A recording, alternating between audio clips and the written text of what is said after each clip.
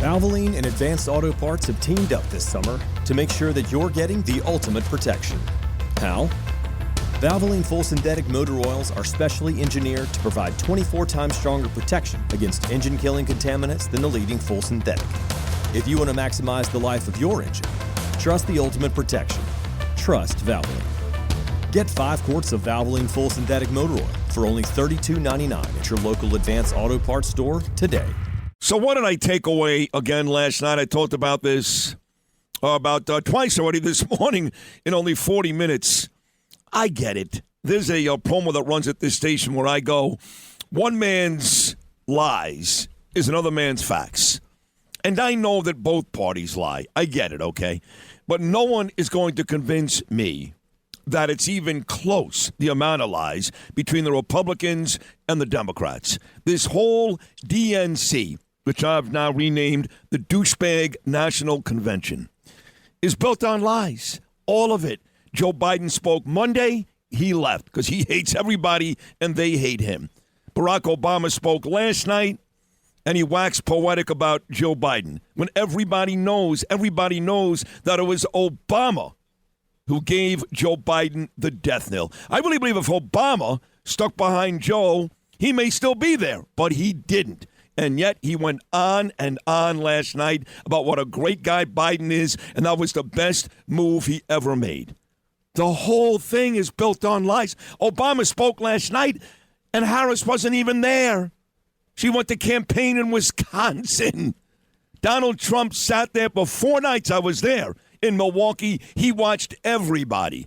Brian Kilmeade, of course, does a great job after me on WABC, 10 o'clock every weekday morning. His own great show, One Nation, after Mark Levin, 9 p.m. Saturday nights on Fox News. And, of course, Fox and Friends every weekday morning. I mean, you see what's going on here. They all can't stand each other. They're lying every single night, and you're telling me America is buying this? It's fascinating because no one even knows Kamala Harris, and I just took a step back over the weekend. And I just read, I always got to remind myself who this woman is. So I read Charlie Spearing's book called The Amateur about Kamala Harris. And I went back. I don't care about any author's opinion. I want the facts. And the quotes from Elizabeth Warren, the quotes from Nancy Pelosi, the quotes from Jamie Raskin, basically pushing Biden to get rid of her on the ticket. She had 32% approval rating. Now it's at 47%. How did it happen? Because all the press is rallying behind her as if, the New York Times and Washington Post are just as supportive as Barack Obama. I mean, how is that? 84% positive coverage on a woman that can't get out of her way for the last 3.5 years. You almost felt bad for her. Now we're supposed to believe she's half Margaret Thatcher and half Barack Obama. Now, what you talked about with Obama, do you notice that President Obama praised Joe Biden? You know who didn't? Michelle Obama. Didn't even bring him up. Yeah. Snubbed him. Didn't even bring him up. And you know why? She knows. She knows he was a joke. You remember, don't ever underestimate the ability of Joe Biden to F things up. That was real. Nobody ever walked that statement back by Barack Obama that he said behind the scenes. And now we were stuck with him. I thought the most poignant thing came on a CNN panel last night when they said, look, yeah, it was great speeches. Great. They're very comfortable on their feet. And the speech was kind of interesting. Got it. But guess who's been in power? You're blaming America being divided and things going back. They've been in power, what? Let me see, 12 of the last 16 years. And they're saying that America is divided right now. America is on immigration, all these things that are going wrong. It is his fault. He has had the job, and she has had the job. Yeah. They're actually blaming Trump for what happened over the last few years. Yeah, listen, let me go back to Obama. You can't blame the guy that's in court. Right, and just talking about the divide, let me tell you something, okay? For as eloquent and beautiful as he is when he speaks up there, Barack Obama, we were the most divided under him. Let me remind everybody, okay? When he won, he was going to make it great between blacks and whites and all that nonsense. Let me remind everybody that BLM, Black Lives Matter, was born under Barack Obama. Ferguson, Missouri, Baltimore, Maryland, Garner here in Staten Island, all that happened under Obama's watch. Forgetting about the fact there was a terrorist attack every week and ISIS was gaining control of regions all over the world. the black-white issue under Barack Obama was worse than it's been under Trump and or Biden. You cannot argue that. I don't think there's any question. And can you imagine how much smoother everything would have been if you just admitted he won in 2016 and just started judging him on his policies? Instead, you have a woman's march of 1 million people. I still don't know where that came from. I was there on the inauguration, and I saw it. I'm like, why are these women upset at Trump? What did he do? Okay, next thing you know, there was one protest after another, and then Hillary Clinton and the Russia investigation marred everything. Do you remember how many times Hillary Clinton said everybody knows Donald Trump's an illegitimate president? This is the first time they admitted that Trump won is over the last year. Don't let him beat us again. I'm thinking to myself, wait, you're admitting that Trump won legitimately? So if you just treated him like any other president, you didn't like Bush on the Iraq War, okay, fine. I'm not voting for him then. You know, you liked Obama, you loved Obamacare, okay, I'm not voting for him. But things got off track when you started saying that the Russians put him there and that he's unhinged and he's a racist and hates the military and all this stuff. That's what divided America. Then all of a sudden, because if you like Trump, now you're a racist, or if you criticized Obama, you're a racist. That's what began to divide the country. And Michelle Obama last night basically called, she didn't use the word, but she basically called Trump a racist when she said he can't handle the fact that two black Americans, and maybe this is a black job. And what's ironic about all that is earlier in the day yesterday, Donald Trump was doing an interview. He knew, of course, that Barack and Michelle were going to speak later last night. And he actually said, look, Barack did a terrible job with the trade deals. Terrible job, Japan, China. But the truth is, I like him. I respect him. And he ended the conversation with, and I respect his wife. So there's Trump yesterday taking the high road. I like Barack. I like his wife. And both of them mauled Donald Trump last night. Yes. And what does that remind you of? The Washington Correspondents' Dinner and Jimmy Kimmel mean tweets. Remember when he read out loud the mean tweets from Donald Trump? Sure. And it's worth bringing back on your show. I'm going to tell you what to do. But he said, whatever you think about me, Donald Trump, at least I was president. You'll never be president. They set the bait at the Washington Correspondents' Dinner when they blatantly, brutally mocked him for no reason, him and Seth Meyers. Now you're over there, you're laughing at Donald Trump, comparing him to a guy that won't shut his leaf blower off, and everyone's giggling at him. You know it's dangerous to laugh at a guy that got 70 million votes when he lost and beat your former Secretary of State and he won? So good luck with that. I will say this. I was in Milwaukee, and I had these conversations all day yesterday. It's going to sound similar every day this week, but when I was in Milwaukee, it was a real kumbaya week. Now, the president was just shot, nearly murdered, and we all came there in tears and happy to see him alive. And it was a kumbaya week. Everybody was talking about how great Donald Trump was, what he did for us. And, of course, there was some Biden sniping. But that was not the theme of the week in Milwaukee. It was more of how great Trump is. I got to tell you, Brian, watching 2 nights of this DNC, they're angry. All they do is bash Trump. They find very little time to compliment Kamala because there's nothing to compliment. And I'm not getting that same feeling from the DNC that I got from the RNC. Now, look, I'm in the bag for Trump. I'm a Republican. I get it.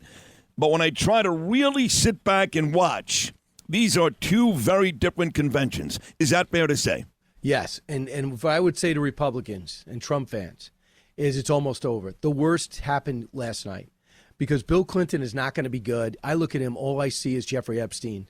And, you know, I think that he is, I don't know why they put him on Wednesday. Does anything else that more of his terrible personal behavior keeps coming up? I mean, why they put him on, I don't get. And then Tim Walz will pretend to be a coach, but I think the more he talks, the crazier he comes. And then Kamala Harris will read off the teleprompter, and then it's back to action. And they get through this, it might be a point or two down, and what they're going to do is get her to speak more. Every time she brings up a policy, remember Friday, that was with price controls and going after price gouging, which he called gauging, and now she wants to raise the corporate tax to ratchet now instead of onshoring these companies. Now they're going to be leaving if she becomes president. So she's telling everyone, I'm going to raise your taxes. Guess who works at corporations? Me, secretaries, custodians, interns, vice presidents, they work at corporations. The reason why, and guess who realtors rent buildings to corporations.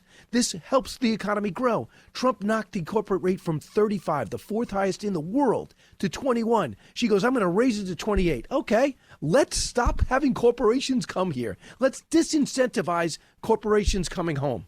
Why would you not stay in Ireland where it's 18%? Where does she come up with this stuff? And why did she ever announce it herself? We get it through another surrogate. So as soon as she starts speaking, I think things come back down to earth. If he gets to that debate September 10th in a dead heat, I love his chances of winning. Yeah, me too. About 2 minutes to go. There are some, including our boss here and dear friend John Katsimatidis, who are convinced she's not going to debate. Now, I don't know how she can do that, because if she doesn't, I think she looks worse. Then Trump can just say clearly she's afraid and she can't handle herself on stage. But there's a healthy amount of folks that think she will not debate. What do you think? Oh, she's debating. I'm disappointed only one. She is not going to do the Fox debate, so they're going to do a town hall with Sean Hannity. So she's not doing that. So there's only going to be one debate, and there's going to be one vice presidential debate October 1st. But there's no question unless she has an outrageous demand, which means she doesn't want to debate. I think she's debating. She has to. Yeah. Finally, one local note on the way out. This Mayor Eric Adams, who stands for nothing. That's what we've come to know about Eric Adams. That day, whatever Democrat politician won, that's what he does. He stands for nothing. So he's going to the DNC. He's the mayor of New York City. That's a very lofty position, Kilmeade. He's the mayor of New York City. And they're not allowing him to speak. They let the wretched Governor Kathy Hochul, who was also nasty to Trump, they let her speak. But Adams, on his way to Chicago today, they are not giving him a speaking job. How humiliating is that? I would do what Fetterman's doing. I would just say, listen, I asked this federal government for help. They ignored me. I got 84,000 people here I can't afford. I'm charging my taxpayers billions of dollars. Fetterman said, I'm pro-Israel, I'm pro-Biden, I'm staying home. Whatever you think, I just give him credit. So Mayor Adams should go, look, I got my hands full here. I'm trying to run, not as a Democrat or a Republican, but that party abandoned me. I think on some level it would help him if Trump won, because Trump would have no problem dealing with the Democratic mayor. So whatever you think about it, you know him better than I'll ever know him. I've only talked to him twice, and both times he promised an interview and never did it. You've gone out to dinner with him. But I also look at some of these cases against him, how they're going after him. Are you kidding me? They're taking his phone in the middle of the street because, I don't know, some Turkish embassy building needed a fire inspector, and maybe he pushed it up a few days. That's why you're going after the mayor of New York City? I mean, come on. They're clearly targeting him because, as whatever you think of him, he is not left enough.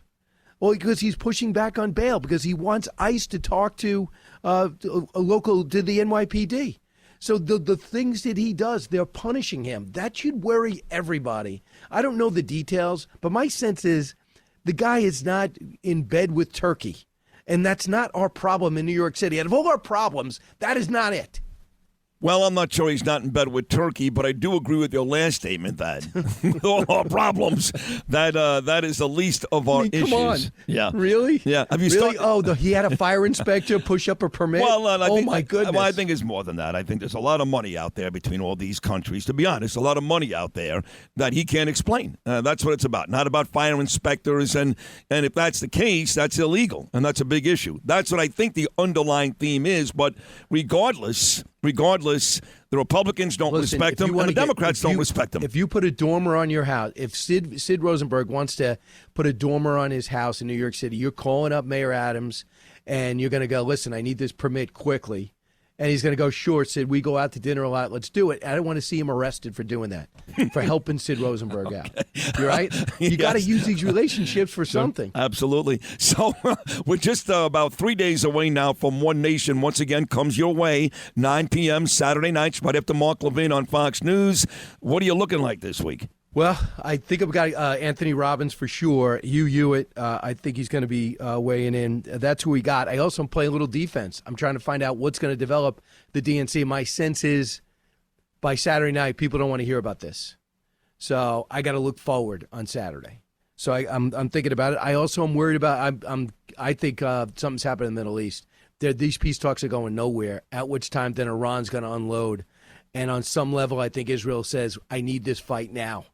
So I think I'm going to be ready with General Jack Keane. I'm thinking about just booking him now and just getting him ready, because I think by Saturday something's going to happen. Because there's no way they are leaving the Philadelphia corridor. Right. There is no way they're leaving Gaza, because they'll be right back with more terror tunnels and more terrorists. So that's where I think we're heading this unless you believe what Curtis Lever says, which is Iran is not going to do anything right now because the United States appeased Iran by giving the names of those Mossad agents to Iran. That is a huge conspiracy theory, but it's out there. I got pushback. They keep saying they didn't do that. Well, you can't believe them, though. If they did that, if they did that, that would be one of the worst. As bad as Afghanistan was, this would be almost as bad. Yeah, I agree. Well, listen, you are the absolute best, and I watched you on Sunday. That was fun. Are you doing it again this weekend? No. Okay. I don't think so. All right. It was a one and done, you and Ainsley last Sunday. My main man, Brian Kilmeade, of course, follows me right here on WABC, 10 a.m. every weekday morning. Also part of that great Fox and Friends cast on Fox News, and his own terrific show, One Nation, 9 p.m. Saturday nights on Fox News. Take a short break. Big show. Keep it right here. We got Judge Janine. We've got Peter King. We've got Jim Jordan and my mother, Naomi, all stopping by. Hour number 2 with Curtis Lewa on a Wednesday, right after this.